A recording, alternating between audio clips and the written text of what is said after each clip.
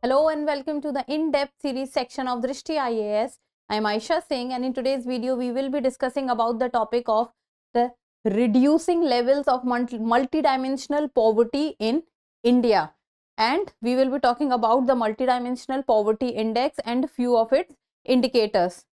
So first of all, about the timeline, first we'll be looking at the news, then what is the basis for this assessment and how it has been said that the levels of multidimensional poverty is reducing in India. Then what is multidimensional poverty index, how the MPI is calculated, and in the end a prelims MCQ. Topic is of relevance from General Studies paper 3 economics poverty. From exam perspective, you should be very well aware about the multidimensional poverty index, who publishes it, what are its indicators, and how is India performing in it. So let's begin. The news talks about multidimensional poverty. What is its meaning and what are the numbers associated to it? So what is happening is that the interim budget has been published by the Finance Minister of India, and in the speech, interim budget speech, the Finance Minister Nirmala Sitharaman has talked about that 25 crore Indians had been pulled out of poverty over the past decade. Decade means 10 years time period. So in the last 10 years, more than 25 crore Indians have been pulled out of poverty.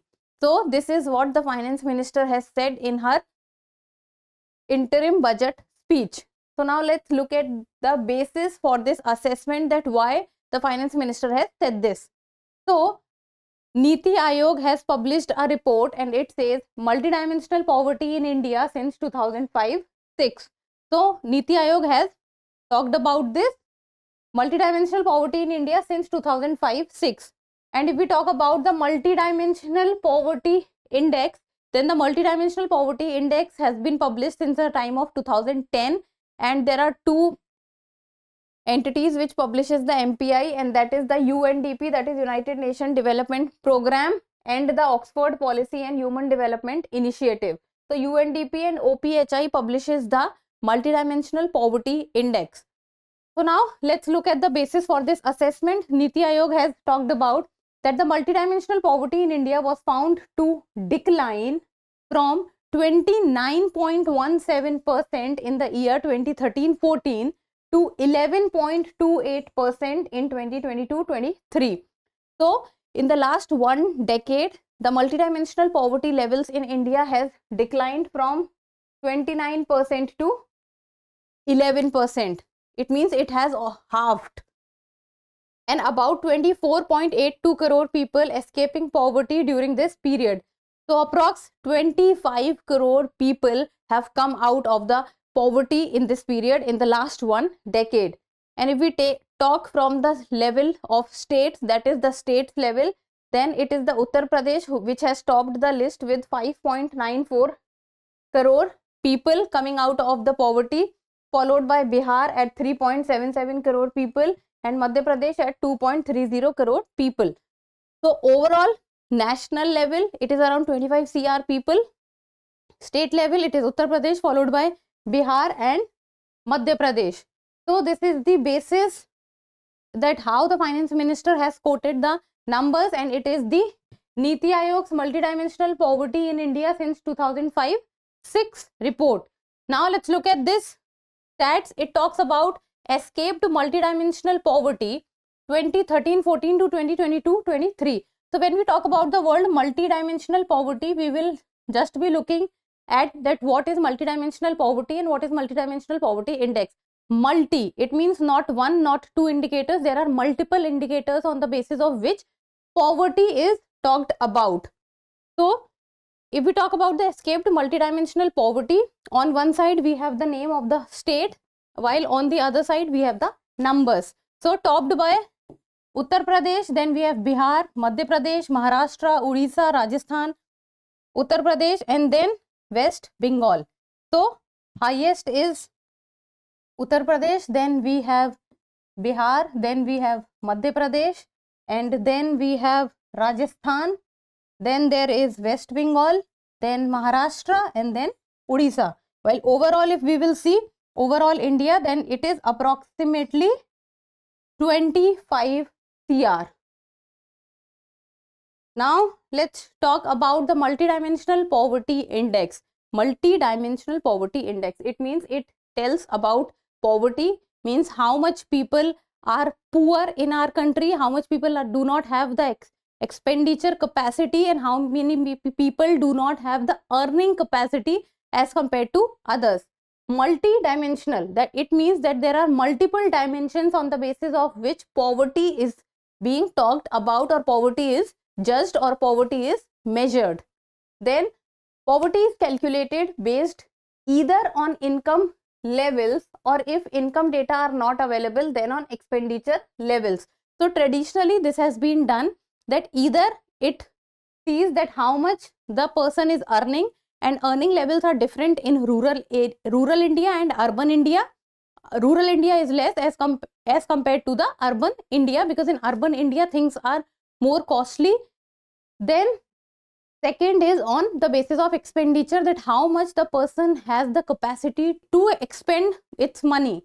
Then if we talk about on the global basis, then globally the multidimensional poverty index uses 10 indicators covering 3 main areas.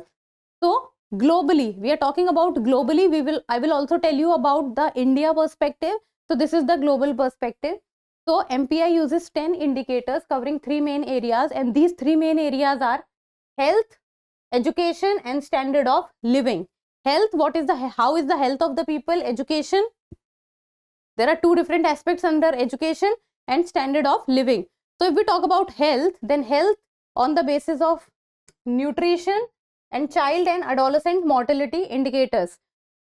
What kind of a balanced diet or what kind of a nutrition the child is getting, while that child and adolescent mortality indicators, that what is the death rate among the child and the adolescent people. So this defines the health of a country. Then second is education. Under education there are 2 aspects, and that is years of schooling and school attendance indicators.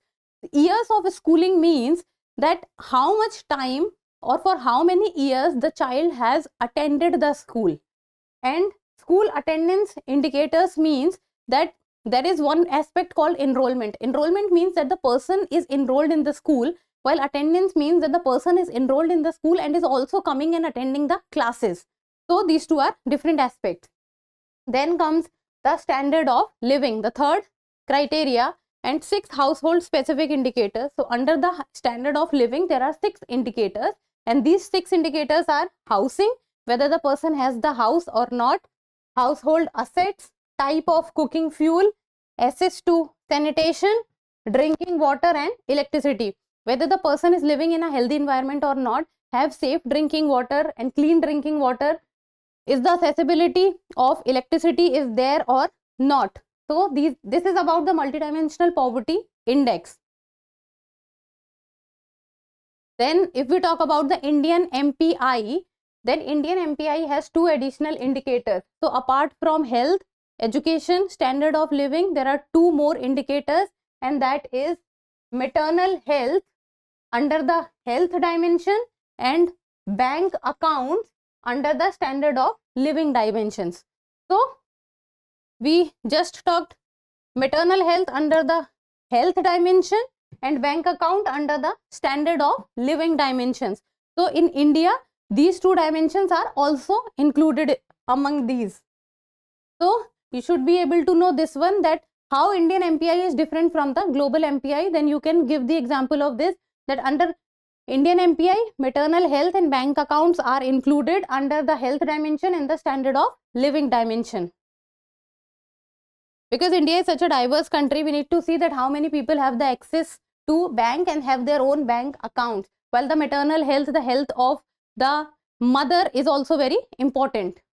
Then how MPI is calculated? Then there are 3 different prospects through which MPI is calculated. First one can be, we can see that how many are poor. How many are poor means that in total how many numbers should be there, that how many people are poor. So dividing the number of multidimensionally poor persons by total population. So total population of the country and multidimensionally poor persons. So if we will take out the data, then we will get to know that how many people are poor. Then second is we can find out that how poor are they, what is the intensity, whether they are very poor or they are very close to the below poverty line, or what is the intensity. So second is the intensity of poverty. One is the number of people, that in total how many people are below poverty line, and second is the intensity, that how poor are they very close to the below poverty line or they are very poor, that the poverty is about extreme poverty. Then third is multiplying the incidence of multidimensional poverty and the intensity of poverty. So incidence multiplied by intensity, this will also give the multidimensional poverty index of a country. And multidimensional poverty index, when we talk about, as I said, started in 2010 by UNDP and Oxford publication, and they measure the poverty indicators of more than 100 countries, and specifically about the developing countries, that they are more focused on the developing countries. Then prelims MCQ, the Sustainable Development Goal 1 is associated with hunger, food for all, ending poverty or extreme poverty, or none of the above. Knowing about the Sustainable Development Goal is very important, because this can fetch you marks, is a very credible answer and a point in your mains answer writing. Then in the end, and you need to give me the answer in the comment section. In the end, the mains practice question, and this is a UPSC PYQ of the year 2015. Though there have been several different estimates of poverty in India, all indicate a reduction in poverty levels over time. Do you agree? Do you agree that the poverty levels have reduced?